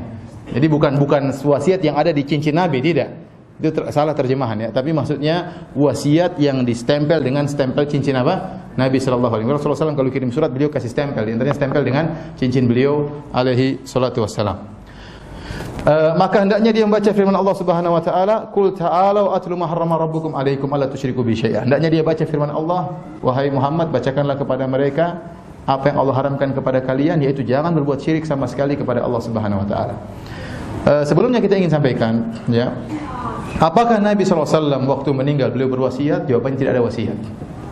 Ya, tidak ada wasiat. Rasulullah SAW tidak menulis wasiat sama sekali. Oleh karenanya merupakan kedustaan orang-orang Syiah yang mereka menyatakan bahwasanya Rasulullah SAW telah mewasiatkan kepada para sahabat untuk mengangkat Ali sebagai khalifah kalau Nabi SAW meninggal dunia. Ya. Sehingga mereka membuat kedustaan yang sangat besar yang mereka namakan dengan Hari Ghadir Khum, yang mereka jadikan itu sebagai hari raya yang terbaik, lebih baik daripada Idul Fitri dan Idul Adha. Ya. Karena mereka meyakini waktu Rasulullah SAW pulang dari Haji Wada, dari Hajatul Wada, Rasulullah SAW berbicara di hadapan para sahabat. Padahal yang berhaji bersama sahabat sekitar 80.000 orang. Rasulullah SAW mewasiatkan di suatu tempat namanya Ghadir Khum, kalau saya meninggal maka yang menjadi khalifah adalah Ali bin Abi Thalib.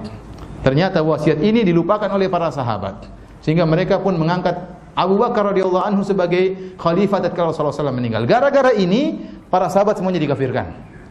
Kenapa? Karena mereka mengatakan para sahabat telah durhaka kepada wasiat Nabi yang menyuruh mengangkat Ali sebagai khalifah kalau Nabi SAW meninggal, malah mereka mengangkat Abu Bakar sebagai apa? Khalifah. Kemudian Abu Bakar meninggal dunia, tidak juga diserahkan kepada Ali, bahkan diangkatlah siapa?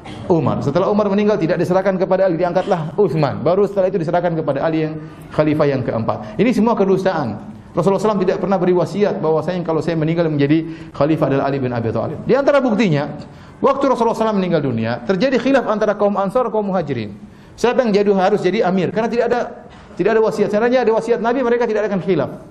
Mereka tidak akan berselisih. Ternyata mereka berselisih. Sampai-sampai kaum Ansar mengatakan, "Minkum amir wa minna amir." Kaum Muhajirin punya amir sendiri, kaum Ansar punya amir sendiri. Sampai seperti itu. Masa tidak ada sahabat yang bilang, lupa kan Nabi pernah bilang loh, Ali harus menjadi apa? Jadi sahabat seluruhnya kompak lupa tatkala itu, enggak mungkin. Paham? Masa enggak ada yang pernah ingatkan? Tidak ada riwayat pun seorang sahabat datang, "Ya Abu Bakar, wahai Umar, kalian lupa di Ghadir Khum Rasulullah pernah bilang, kalau saya meninggal maka yang jadi amir siapa? Ali." Enggak ada satu orang pun pernah mengingatkan Abu Bakar, pernah mengingatkan Umar, mengingatkan Utsman, tidak pernah. Seandainya Rasulullah SAW pernah berwasiat di Ghadir Khum, tentunya ini perkara yang semua orang tahu. Bagaimana kemudian mereka lupakan hal perkara ini yang pernah Rasulullah SAW sampaikan di hadapan mereka, sehingga mereka berselisih siapa yang jadi khalifah setelah wafatnya Nabi SAW. Ini merupakan kedustaan yang mereka buat. Jadi Rasulullah SAW tidak pernah pernah menulis wasiat. Tetapi Ibnu Mas'ud juga paham akan hal ini, bahwasanya Rasulullah SAW tidak punya wasiat. Tapi Ibnu Mas'ud seakan-akan berkata, seandainya Nabi berwasiat, maka wasiatnya itu ini, jangan berbuat syirik sama sekali. Paham? Nabi tidak punya wasiat, ingat ya. Makanya orang-orang berbicara tentang wasiat Nabi, maka Ibnu Mas'ud mengatakan, "Man arada an yanzura ila wasiyati Muhammad." Barang siapa yang ingin melihat kepada wasiat Muhammad yang distempel oleh Nabi, ya, artinya tidak akan dirubah-rubah lagi, maka bacalah firman Allah, "Qul ta'alu atlu ma harrama rabbukum 'alaikum alla tusyriku bihi syai'a." Bacalah firman Allah, kemarilah aku bacakan kepada kalian, ya, tentang apa yang Allah haramkan kepada kalian, yaitu jangan berbuat syirik sama sekali. Itulah wasiat Nabi. Kita tahu wasiat itu perkara yang sangat penting, yang seorang menulisnya, terkadang dia rubah, dia perbaiki lagi sebelum dia meninggal dunia. Kalau ada perubahan dia rubah lagi, ya. Kalau dia sudah meninggal berarti wasiat tersebut tidak bisa dirubah lagi. Seakan-akan itu perkara yang sangat penting, yang sangat dia perhatikan. Kalau dia akan meninggal dunia, apa yang ingin dia sampaikan. Maka Ibnu Mas'ud mengatakan demikian. Kalau Anda ingin tahu apa perkara yang diperhatikan oleh Nabi Seandainya Nabi meninggal dunia, seandainya dia menulis wasiat, maka dia akan mengatakan jangan berbuat syirik sama sekali. Dan itu yang diucapkan Nabi tatkala Rasulullah SAW beberapa hari sebelum meninggal. Rasulullah SAW sedang sakit parah. Rasulullah SAW mengatakan, laknatullah alal yahud wan nasara ittakhadhu qubur anbiya'ihim masajida. Semoga Allah melaknat Yahudi Nasrani, mereka menjadikan kuburan nabi-nabi mereka sebagai masjid. Itu diucapkan oleh Nabi beberapa hari sebelum Rasulullah SAW meninggal dunia. Ya, Rasulullah SAW berwasiat untuk tidak berbuat syirik kepada Allah Subhanahu wa taala.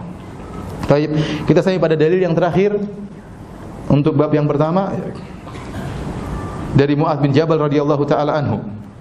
Qala, kuntu radifan Nabi sallallahu alaihi wasallam. Suatu hari aku dibonceng oleh Nabi sallallahu alaihi wasallam ala himar, di atas seekor himar. Himar keledai ya, keledai, bukan kedelai ya, keledai. Saya kalau bilang keledai, saya ingat teman saya dari Sudan, di mana? Di Universitas Madinah. Kata dia, Firanda bilang keledai kedelai. Katanya keledai kedelai, dia hafal. Keledai himar kedelai katanya makanan. Keledai kedelai. Jadi antum jangan salah ya. Saya suatu hari dibonceng oleh Nabi di atas himar. Himar keledai ada dua, ada keledai negeri ya, al-humur al-ahliyah, ada al-humur al-wahsyiyah. Ada keledai liar. Keledai liar maksudnya seperti zebra. Kalau keledai liar boleh dimakan. Tapi kalau keledai negeri hukumnya apa? Haram, tidak boleh dimakan. Dahulu keledai negeri boleh dimakan. Dahulu, kapan diharamkan? Tatkala perang Khaybar pada tahun 7 Hijriah. Waktu Rasulullah SAW, di antara perang yang paling sulit dihadapi oleh Nabi adalah perang Khaybar. Karena benteng Yahudi banyak, ada 9 benteng kalau tidak salah. Jadi satu persatu Rasulullah SAW melawan. Benteng satu gugur, benteng berikutnya, sementara persediaan makanan semakin menipis, semakin habis. Sehingga waktu lama untuk menjatuhkan 9 benteng tersebut. Jadi dari satu benteng berpindah kepada benteng yang lain, semuanya adalah bentengnya orang-orang Yahudi. Sampai para sahabat kelaparan, ya. Sehingga mereka akhirnya menyembelih himar-himar mereka. Mereka datang ke situ pakai himar. Akhirnya mereka menyembelih himar-himar mereka. Mereka sangat lapar, kemudian mereka masak, kemudian sudah mendidih siap disantap. Tiba-tiba ada seorang diutus oleh Nabi mengatakan, ala innama al-humurul ahliyah qad hurrimat. Ketahuilah ala innal humurul ahliyah qad hurrimat. Ketahuilah bahwasanya keledai negeri telah diharamkan. Akhirnya para sahabat menumpahkan panci-panci yang telah mereka gunakan untuk masak himar tersebut. Dan yang menakjubkan, Allah haramkan tatkala sudah masak. Iya. Sebelumnya belum diharamkan. Coba kalau mau disembelih, nanti haram, enggak usah disembelih, ngapain haram? Ini sudah dipotong, sudah capek-capek, sudah nunggu, sudah nongkrong, sudah lapar. Itu namanya ujian. Itu namanya apa? Ujian. Begitulah Allah mengharamkan di saat mereka sedang lapar. Allah mengharamkan orang Yahudi untuk mengambil ikan tatkala di hari Sabtu ikannya pada loncat-loncat. Ya. Diuji oleh Allah Subhanahu wa taala. Jadi sejak saat itu keledai negeri hukumnya apa? Haram. Tapi kita lanjutkan, ya. Nabi SAW, hadis ini menunjukkan Nabi SAW tawadhu. Rasulullah SAW sering membonceng orang, dan Rasulullah SAW juga tidak merasa malu untuk naik himar. Himar adalah tunggangan yang paling murah meriah, ya. Yang paling murah itu apa? Himar. Yang paling keren kuda. Setelah itu apa? Onta. Baru yang paling terakhir apa? Himar. Ya. Tapi Rasulullah SAW tidak merasa sombong meskipun harus naik apa? Himar. Ya. Antum demikian. Antum kaya raya, jangan naik Alphard saja ya. Avanza, himar juga enggak apa-apa. Jangan tersinggung yang punya Avanza ya. Kuda juga himar ya, himar keren tapi. Intinya ya, maksud saya demikian ya. Karena Rasulullah SAW dia punya kuda, dia bisa naik kuda. Dan dia bisa juga naik onta, terkadang naik onta, tapi tidak menghalangi dia untuk naik apa? Naik himar, untuk menunjukkan tawadhu. Antum kalau punya mobil 3, ada Alphard, ada Avanza, ada yang lebih murah lagi, pakai yang murah sekali-sekali. Agar antum menghilangkan diri antum dari apa? Kesombongan. Karena sangat terpengaruh seorang dengan tunggangannya. Tunggangan semakin mewah, tanpa sadar masuk dalam dirinya apa? Kesombongan. Kemudian Rasulullah SAW membonceng orang. Sampai Ibnu Mandah disebutkan oleh Al-Hafidz Ibnu Hajar dalam kitabnya Fathul Bari, Rasulullah SAW pernah membonceng 30 orang. Bukan 30 orang sekaligus, enggak. Ada 30 orang yang pernah Rasulullah SAW bonceng. Si fulan. Sampai berapa orang? 30 orang. Dan mereka bangga pernah dibonceng oleh Nabi SAW. Ya. Pernah dibonceng oleh Nabi SAW. Di antaranya seperti Usama bin Zaid. Kemudian waktu haji Rasulullah SAW membonceng Usama bin Zaid. Rasulullah SAW itu membonceng Fadl bin Abbas. Rasulullah SAW gantian. Tadinya Usama, sekarang Fadl bin Abbas. Rasulullah juga pernah membonceng Mu'adz bin Jabal. Rasulullah SAW pernah membonceng Hasan dan Husain, dan banyak sahabat-sahabat, terutama sahabat-sahabat junior yang pernah dibonceng oleh Rasulullah sallallahu alaihi wasallam. Kemudian Rasulullah SAW berkata, "Ya Mu'adz, atadri ma haqqullah 'alal ibad?" Waktu Nabi membonceng Mu'adz, Rasulullah SAW bertanya, "Wahai Mu'adz, tahukah engkau apa hak Allah terhadap para hamba? Wa ma haqqul ibad 'ala Allah, dan apa hak hamba terhadap Allah?" Maka Mu'adz berkata, "Allahu wa rasuluhu a'lam." Allah dan Rasulullah lebih mengetahui. Mu'adz tidak tahu. Maka Rasulullah SAW berkata, "Haqqullahi 'alal ibad," hak Allah terhadap para hamba, "an ya'buduhu wa la yusyriku bihi syai'a." Hendaknya mereka beribadah kepada Allah saja dan tidak berbuat syirik sama sekali. Wa haqqul ibad 'ala Allah alla yu'adziba ma la yusyriku bihi syai'a. Dan hak hamba terhadap Allah, Allah tidak akan mengazab orang yang tidak berbuat syirik sama sekali kepada Allah. Ini hak hamba terhadap Allah. Allah berjanji Allah tidak akan mengazab orang yang tidak berbuat syirik sama sekali kepada Allah. Qultu, Mu'adz berkata, "Ya Rasulullah, afala ubashirun nas?" Bolehkah aku beritahukan kepada manusia kabar gembira ini? Kata Rasulullah SAW, "La tubashirhum fayattakilu." Jangan beri kabar kepada mereka, mereka akan bersandar. Mereka akan bersandar. Hadis ini riwayat Imam Al-Bukhari dan Imam Muslim. Tapi hadirin, inti dari hadis ini yaitu Allah menjanjikan hak hamba terhadap Allah. Tidak ada yang berani mewajibkan terhadap Allah. Allah mewajibkan dirinya sendiri. Seperti firman Allah, "Kataba ala nafsihi rahmah." Allah mewajibkan rahmat terhadap dirinya. Ya. Demikian juga Allah dalam hadis qudsi Allah mengatakan, "Inni haramtu dzulma ala nafsi wa ja'altuhu muharraman bainakum fala tadzalam." Sungguhnya aku mengharamkan kezaliman atas diriku dan aku jadikan kezaliman adalah haram di antara kalian, maka janganlah kalian saling menzalimi. Allah yang mengharamkan dirinya untuk berbuat zalim, ya. Ya, Allah yang mewajibkan dirinya untuk rahmat. Allah yang mewajibkan dirinya untuk tidak mengazab orang yang tidak berbuat syirik. Tidak ada yang berani mewajibkan kepada Allah. Siapa yang berani mewajibkan kepada Allah? Siapa yang berani mengharam-haramkan kepada Allah? Tapi Allah mengharamkan bagi dirinya karena kemuliaan Allah, dan Allah mewajibkan atas dirinya karena karunia-Nya kepada para hambanya.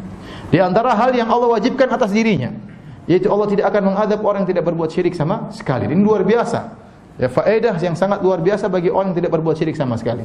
Nanti akan kita jelaskan pada pertemuan berikutnya apa keutamaan orang-orang yang tidak berbuat syirik. Ya, tidak akan diazab oleh Allah Subhanahu wa taala meskipun dia bergelimang dosa. Tidak akan diazab oleh Allah Subhanahu wa taala. Maka Mu'adz berkata, "Ya Rasulullah, bolehkah aku kabarkan kepada manusia?" Kata Rasulullah SAW, "Jangan." Kenapa? Kalau kau kabarkan mereka akan bersandar, mereka akan salah paham. Mereka merasa diri mereka sudah bertauhid, akhirnya mudah melakukan apa? Kemaksiatan. Ini bahaya. Ya. Jadi ini terjadi pada sebagian kita.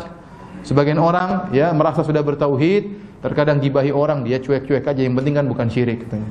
Kemudian pinjam uang enggak kembali-kembalikan sama ya. Ini penting bukan syirik katanya. Ya. Kemudian menyakiti hati istri, pokoknya zalim, tidak berbakti pada orang tua, macam kata dia, yang penting bukan syirik. Ini salah seperti ini. Sehingga dia menyangka bahwasanya dia akan masuk surga, mungkin tidak syirik. Padahal mungkin dia terjerumus dalam kesyirikan tanpa dia sadari. Ya. Oleh karena kata Rasulullah SAW, "La tubashirum," jangan kau beri kabar kepada mereka. Kenapa? Fayattakilu, mereka akan bersandar, mereka salah paham. Mereka salah paham. Tapi akhirnya Mu'adz pun beritahukan kepada kita. Tentunya dengan penjelasan-penjelasan yang lain yang harus kita baca dari hadis-hadis Nabi yang lainnya. Karena ilmu, dia tidak ingin meninggal dengan tidak mengabarkan ilmu ini.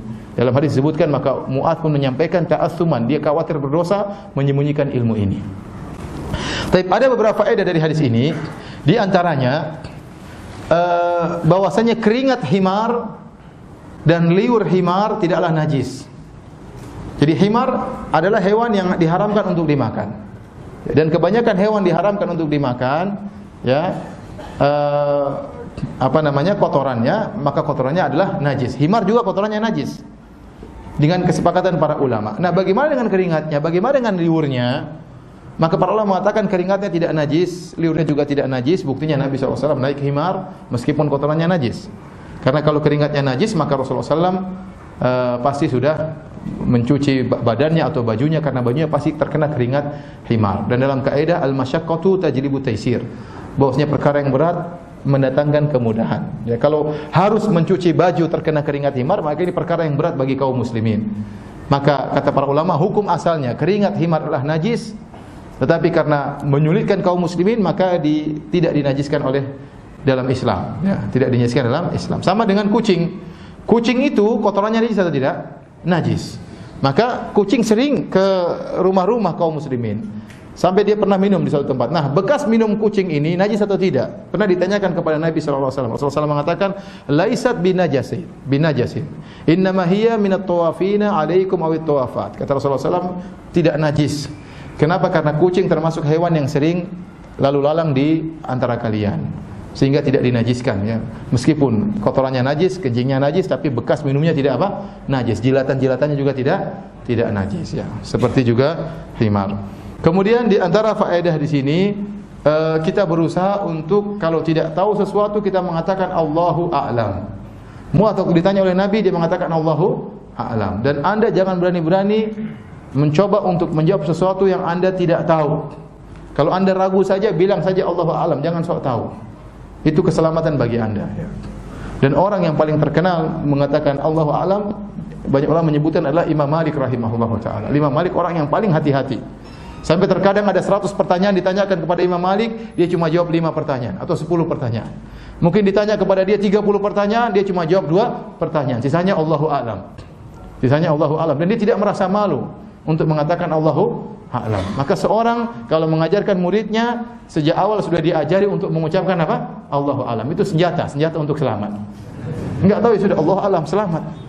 Jangan sok tahu maka Anda celaka ya. Karena sebagian orang suka ngomong masalah agama. Saya sering lagi duduk-duduk sama teman-teman, ada yang tanya, "Ustaz, apa hukumnya ini?" Saya belum menjawab, teman-teman sudah, "Hukumnya itu haram." Ustaznya yang mana? Sudah saya belum jawab, dia sudah apa? Sudah jawab. Ya sudah, kamu aja yang jawab.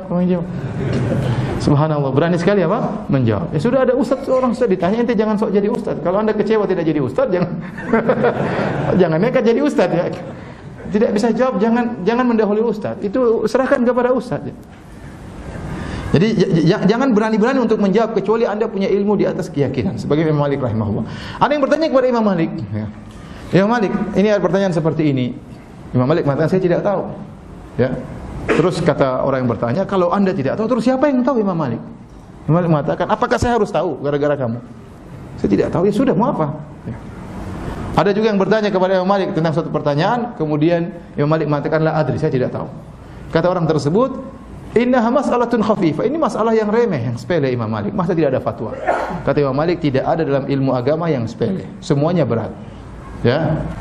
Inna sanulqi 'alaika qaulan tsaqila. Kemudian dia bacakan firman Allah, kami akan menurunkan kepada engkau Muhammad perkataan yang berat. Seluruh masalah agama adalah perkara yang berat karena kita berbicara atas nama Allah Subhanahu wa taala. Di antara orang yang saya lihat paling sering mengucapkan Allahu a'lam adalah Syekh Abdul Muhsin Al-Abbad hafizahullah taala. Bapaknya Syekh Abdul Razak ya. Di majelis sering sekali dia mengatakan Allahu a'lam. Allahu a'lam. Kalau dia ragu sedikit dia diam, Allahu a'lam. Dia tidak tahu. Allahu a'lam. Pernah dia ditanya satu pertanyaan, kalau saya ditanya mungkin saya jawab. Saya tahu jawabannya. Tahu-tahu saya bilang apa? Allahu a'lam. Waduh, kamu berarti bahaya Firanda ini. Kalau saya mungkin saya jawab, ternyata saya bilang apa? Allahu a'lam.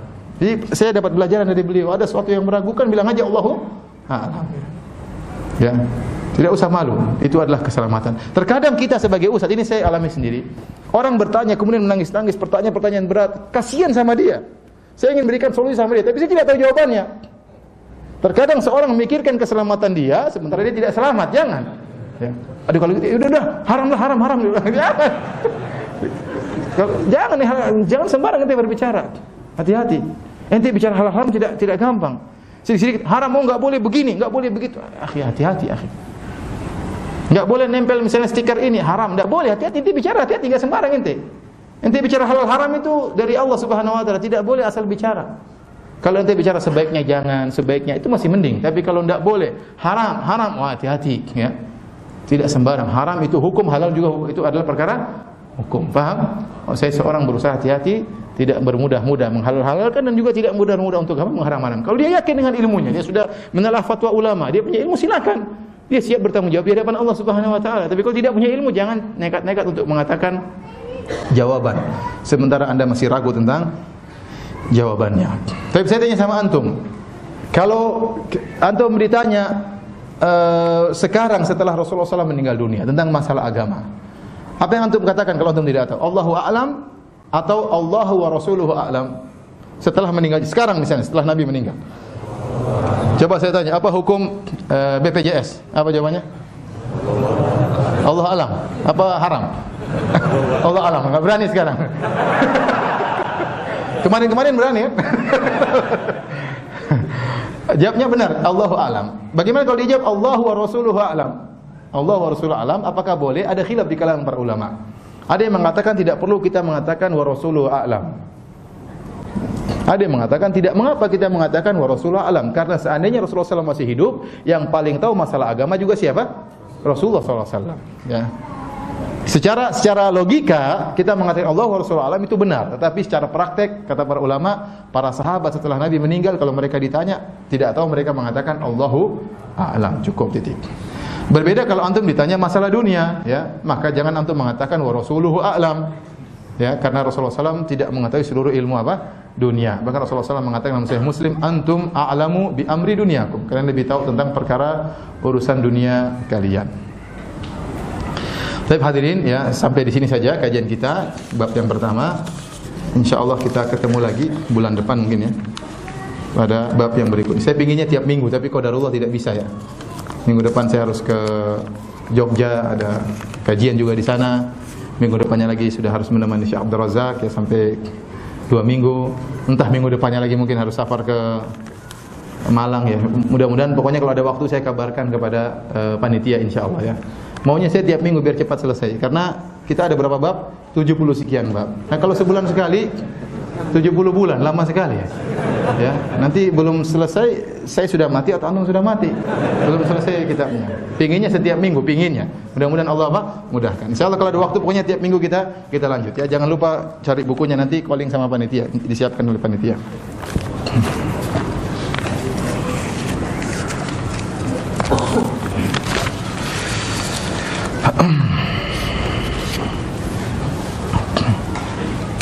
Ustadz, bagaimana hukum berpacaran dan cara menghentikannya bagaimana? Berpacaran ya. Rasulullah SAW bersabda, la yakhluwanna ar-rajulu bimra'atin illa kana asyaitanu thalithahuma.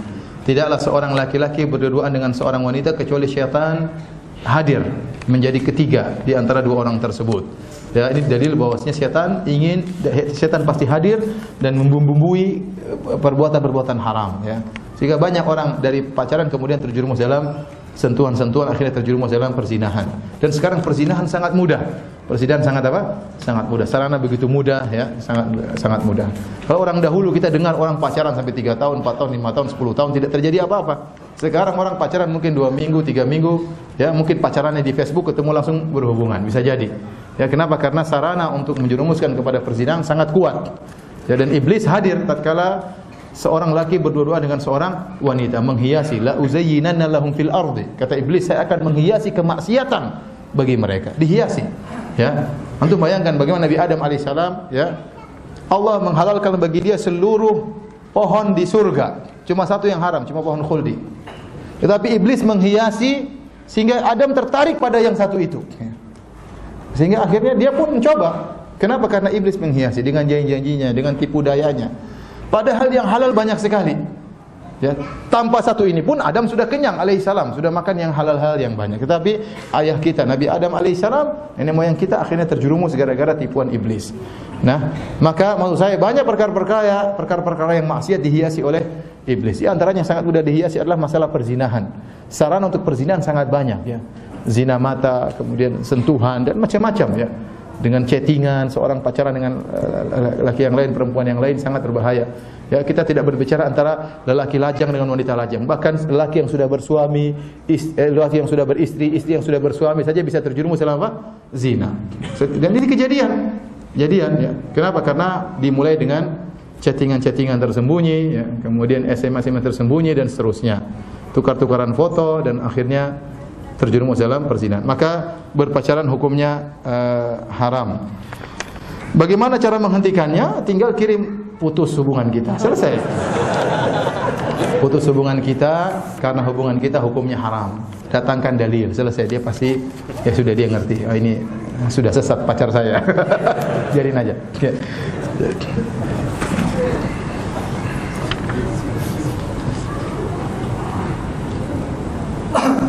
Ustaz, mengapa ulama disebut pewaris para nabi bukan pewaris para rasul? Sama saja ya. Seluruh rasul juga adalah nabi. Jadi lafal nabi lebih umum dari lafal apa? Rasul. Lafal nabi lebih umum daripada rasul ya. Kalau kita mengatakan ulama pewaris para rasul, seakan-akan nabi tidak mewariskan. Ternyata nabi juga mewariskan. Jadi derajat kita yang paling rendah adalah wali. Setelah wali kemudian apa? Nabi. Setelah nabi baru kemudian apa? Rasul. Jadi rasul lebih tinggi kedudukannya. Setiap rasul pasti seorang nabi. Dan seorang nabi pasti seorang wali. Paham? Kalau kita bikin himpunan, ada himpunan besar, himpunan wali. Paham? Di dalamnya ada himpunan apa? Nabi. Di dalamnya lagi himpunan apa? Rasul. Paham? Jadi rasul pasti seorang nabi dan nabi pasti seorang wali. Tidak setiap wali adalah nabi dan tidak setiap nabi adalah apa? Rasul. Ya. Di antara wali-wali Allah para ulama. Ya. Maka para ulama wariskan ilmu daripada nabi. Ya. Menunjukkan kalau dikatakan hanya mewariskan dari ilmu daripada para rasul, nabi-nabi padahal juga mengajarkan apa? Ilmu. Dan dimaksud dengan harta warisan tersebut adalah ilmu. Kata Nabi sallallahu alaihi wasallam, wa innal ulama warathatul anbiya. Sungguhnya para ulama adalah pewaris para nabi. Wa innal anbiya lam yuwarithu dinaran wala dirhaman. Sungguhnya para nabi tidak mewariskan dinar dan dirham. Wa innama warathul ilma, tetapi mereka mewariskan ilmu. Itulah warisan dari nabi dan juga dari rasul.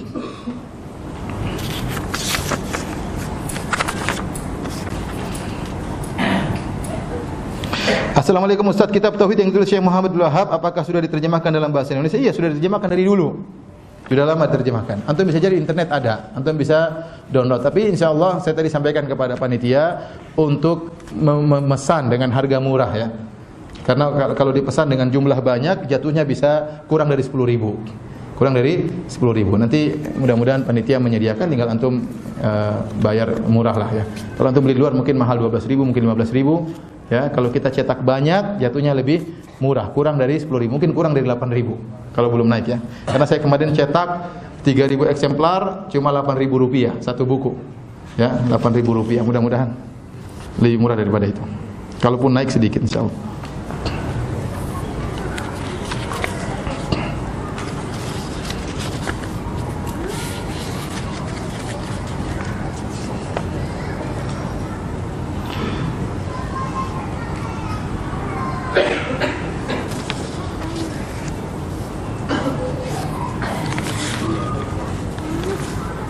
Yang saya tidak jawab ini semua wallahu alam ya. Biar selamat.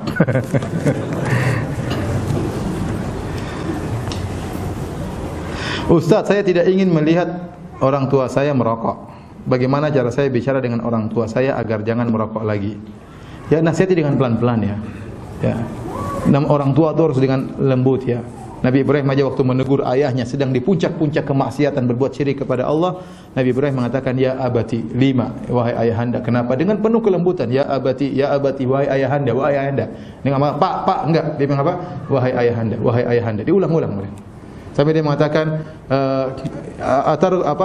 araghibun anta an alihati ya Ibrahim, kau benci dengan Tuhan-Tuhanku wahai Ibrahim, la illam tantahi la arjumannaka wahjurni. Kalau kau tidak berhenti saya akan rajam engkau, saya akan lempar kau dengan batu.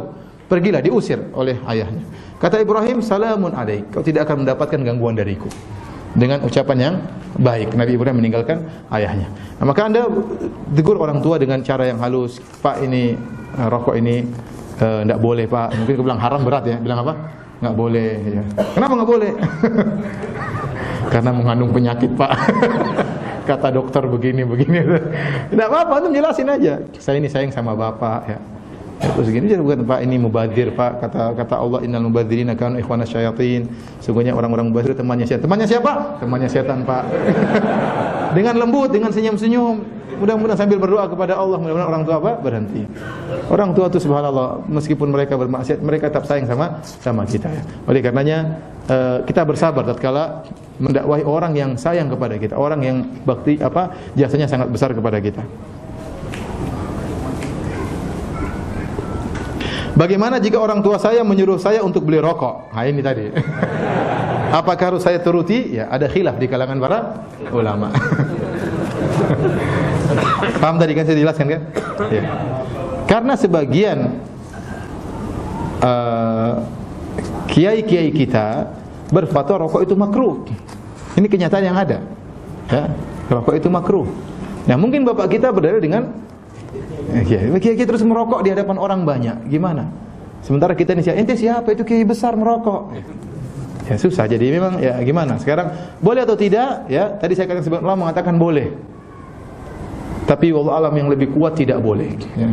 Kita pun tolak, kalaupun kita tolak dengan cara yang halus ya. Ingat ya, ada khilaf. Tetapi yang kuat apa tidak? Tidak boleh. Karena termasuk dalam keumuman firman Allah, wala ta'awanu 'alal itsmi wal 'udwan. Janganlah kalian saling tolong menolong dalam dosa dan kemaksiatan. Dan itu adalah dosa.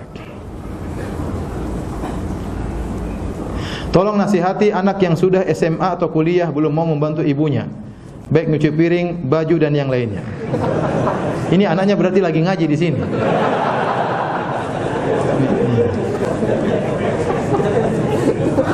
Ya saya rasa nggak usah, tadi sudah dinasihati Bu, nggak usah diulang lagi ya. Nggak usah dinasihati. Insya Allah hadir dia ngerti ya. Masa nggak bantu ibu ya? Sudah ngaji tauhid, jenggot sudah panjang atau sudah pakai jilbab besar, pakai cadar, nggak bantu ibu, terus mana pengamalan agamanya ya? Mana pengamalan agamanya? Setelah mendengar penjelasan Ustadz tentang berbakti kepada orang tua, sedang membangun surga, bagaimana jika orang tua kita sudah meninggal? Orang tua kita sudah meninggal, ya ini saat-saatnya dia sangat butuh dengan bantuan kita. Dia sudah tidak bisa lagi sholat, dia sudah tidak bisa lagi puasa, sudah tidak bisa lagi berdoa, ya. Dan dia sekarang berada dalam kegelapan kuburan, maka dia sangat perlu dengan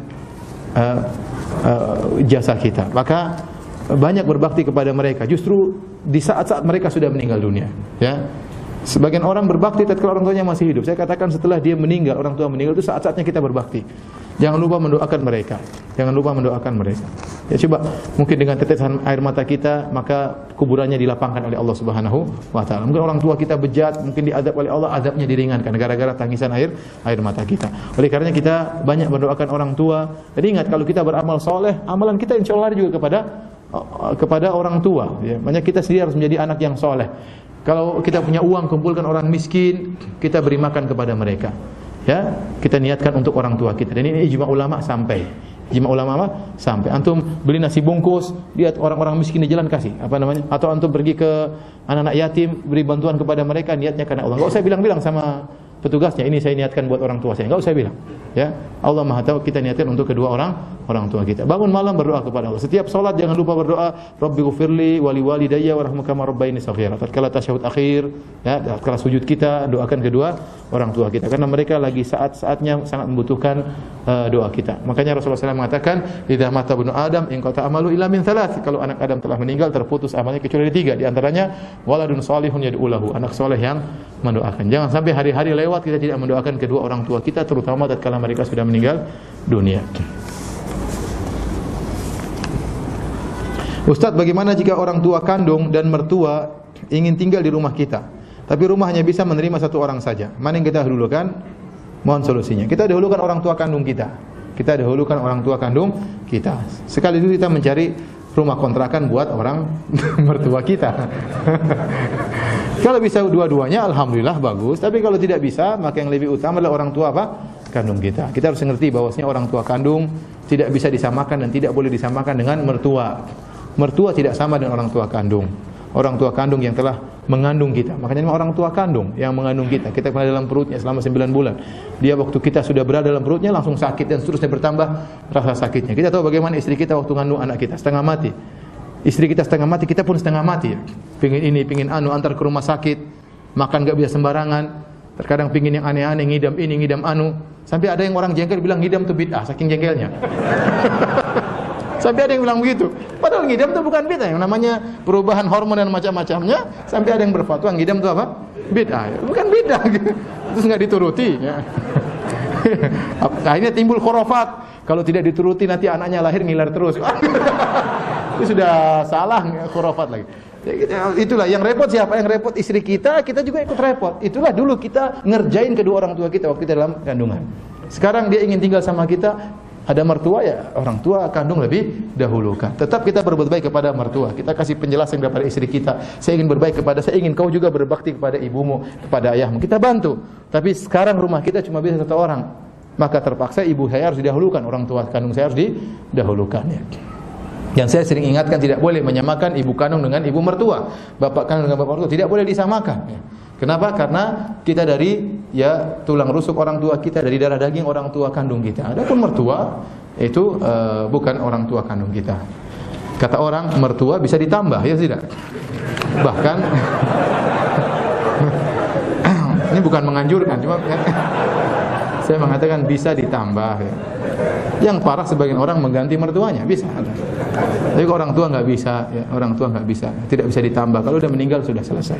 Ya, jadi kita membantu istri kita berbakti kepada orang tuanya. Tapi kalau dalam kondisi tidak bisa kecuali orang tua kita atau mertua kita, maka orang tua kita didahulukan. Ya. Ingat ya, dengan tetap membantu mertua kita, dengan kita membantu istri kita berbakti kepada orang tuanya. Mudah-mudahan kita juga dapat pahala berbakti kepada orang tua, karena kita membantu istri kita berbakti kepada orang tuanya.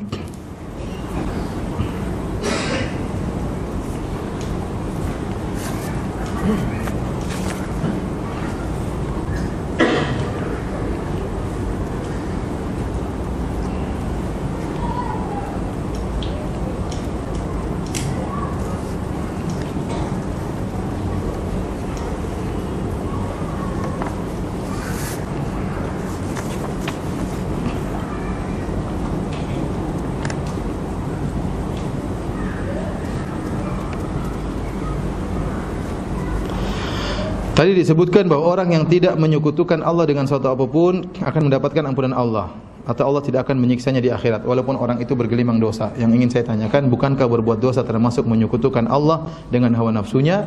Jawabannya tidak. Istilah syirik adalah istilah yang syar'i.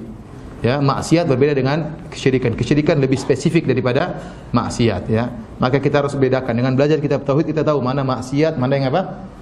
Syirik ya. Adapun kita seorang bermaksiat, berzina, dia dalam istilah menuhankan hawa nafsunya, tapi dia tidak berbuat syirik. Bukan itu syirik. Syirik itu beribadah kepada selain Allah ya. Ya, beribadah kepada selain itu baru namanya syirik. Adapun dia mengikuti hawa nafsunya, berzina atau ikut hawa nafsunya ingin dapat harta akhirnya membunuh orang lain, maka ini maksiat, belum sampai pada derajat apa? Syirik.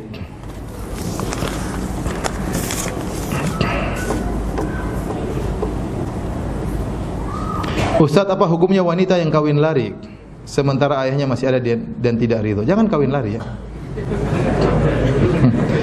Ayahnya tidak ridho. Apakah sah pernikahannya? Ya. Jumhur ulama, mazhab Syafi'i, mazhab Hambali, mazhab Maliki tidak sah pernikahan yang tidak diridhoi oleh ayahnya. Ayahnya walinya. La nikaha illa biwali. Kata Nabi sallallahu alaihi wasallam,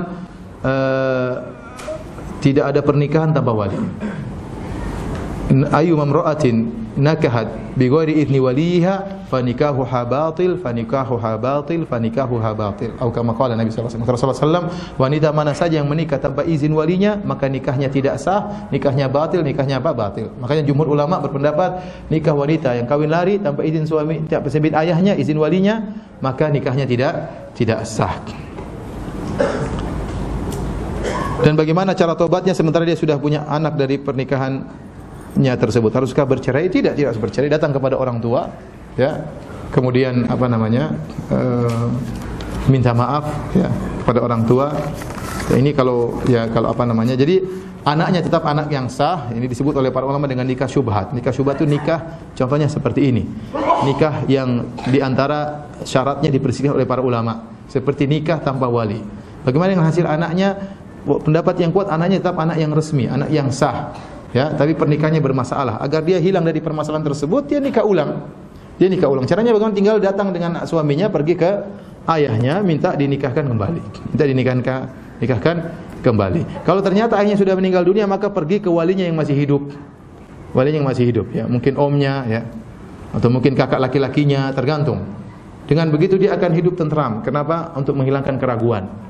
Ya, nikahnya sementara dia berhenti dulu, jangan cerai, tidak harus cerai. Berhenti dulu, pisah dulu, ya.